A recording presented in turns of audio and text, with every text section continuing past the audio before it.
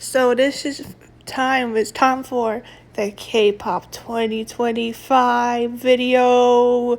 And I'm gonna do separate ones for others too, but I'm mainly doing one for K-pop since there is a lot of highlights this year of my groups that I'm gonna highlight.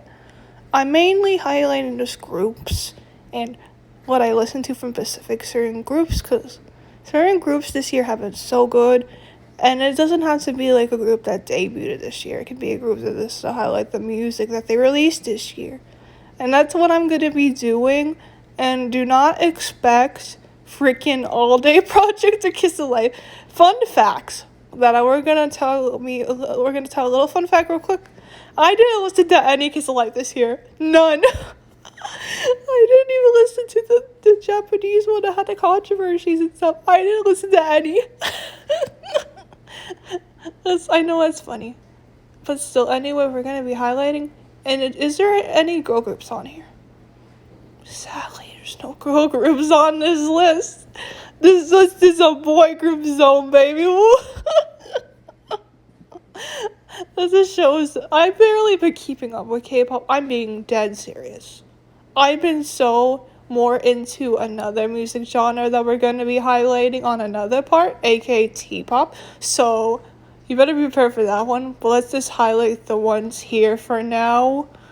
So let's start up with one of my favorite groups ever. Probably the only group that came out and debuted this year that made my year. My heart goes beep, beep, beep, beep, beep, beep, and my heart goes beep, beep, beep, beep, beep, beep, and my heart. Yeah, we're starting off on a very strong one, X-Love. The only group on this list that actually debuted this year. I've been low-key excited. I was excited even before they debuted because I watched Boys Planet, actually. I watched Boys Planet, and I really love Rui. I love Rui so much on Boys Planet.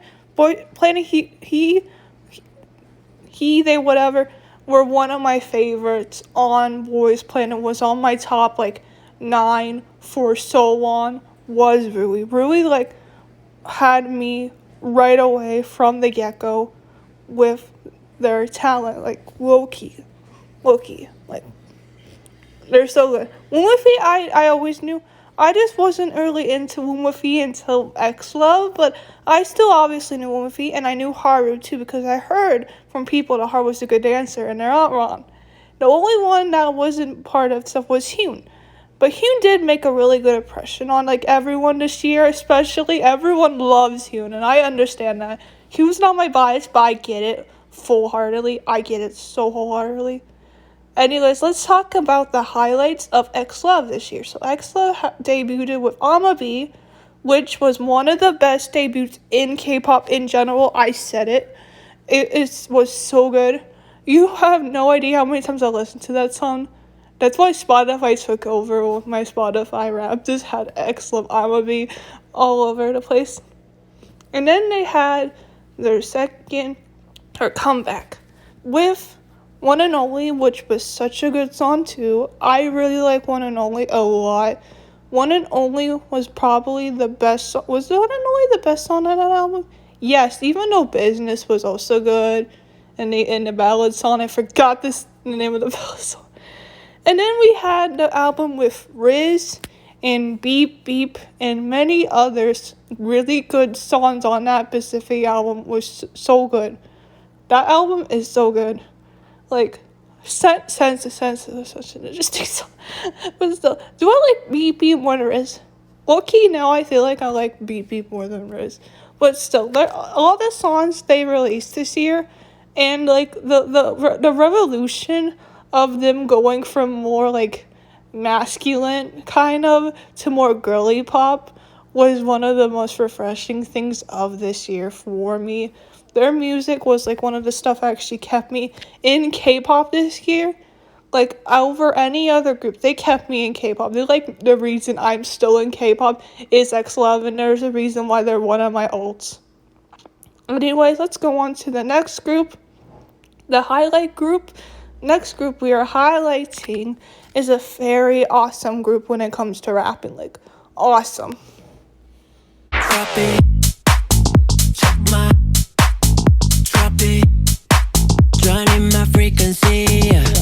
next up we got 82 Major, which only had one album this year. Actually, wait, they had two. Never mind that one. They had two. And they were highlights, especially the album with Trophy. Oh my gosh. But still, Takeover was a good song. That song was a vibe. Like, that's on that album. But like the album with Trophy in it, oh, that album has Suspicious. Oh, Suspicious just has this like stuff in it that is so good. Like, you realize how good 82 Major has been recently. Like, they have been killing it and been one of the best 5th gen boy groups. I said what I said. I will say it again. Like, and the rap one, yummy. Why is it so good? It's so good. Anyways, next up is an obvious, if you have been on my channel before, a very obvious group. Very obvious. Hint, Jian.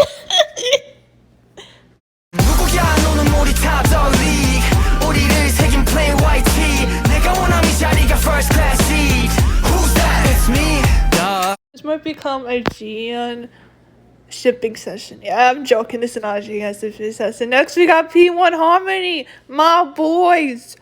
They killed it this year. So hard. That album. That album has stuff in it. So good. Like, work. Those songs, all the songs on the are really good. And they had their first English album that had X on it, Night of My Life, Dancing Queen, all really good songs. Like, that album, Stupid Brain, that album was like probably even better than the album. I said what I said. That album was even better than the album. So good. Like, I really, really like their English stuff. They did such a good job this year, and I'm totally not going to go on a little simp rant. The fact that Jiyoung got a lot of lines and was like the center in X, and not Kiho, even though Kiho was the one that knows English first, obviously. But the fact that they gave it to Jiyoung, yes, I'm totally not sipping. Anyways, next up, we have an oldie but goodie. I can't believe they're technically an oldie now. Crazy.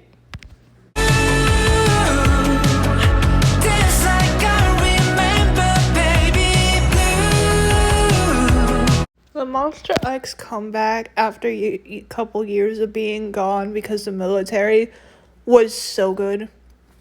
Like, do what I want, like, started off, like, giving us a little hint of in the front, and both were really good. Like, both were so good.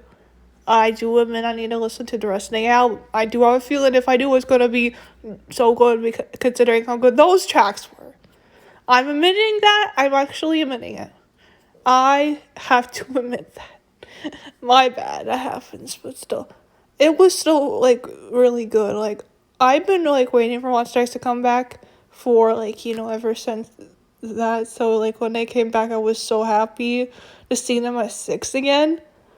The fact that they're, like I said, the fact that they count as an old group now is crazy. But still, last highlight is Baby Blue. One of their only English tracks this year that they randomly released that was so good. It hit me really hard as someone that's went through really bad friendships over the years. I have been through, not like bad like relationships, but bad friendship relationships. I went through it. So I felt that in the gut. Like, a love that you will get used to. Like, I wasted all on you. Oh my gosh, I felt that. Like, specific friendships I went through. I felt that in the gut so hard. Like, I felt it. I felt it too much. It was like, it relates to me on so many levels.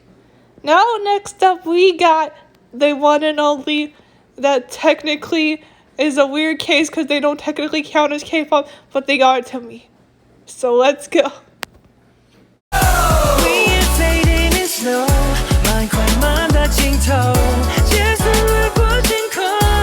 shocked that Wavy is on here. Are we really? This is one of the another obvious ones that we expected to be on here. Like, Wavy started us off with big bands. And I do admit I need to listen to the rest of Big Band's album. I already know it's gonna be fire because Big Band's was fire. So, like, that's an obvious. Anyways, I listened to a good chunk of the Winter album, not all of it. But, like, man, those songs are. Oh, that album in particular.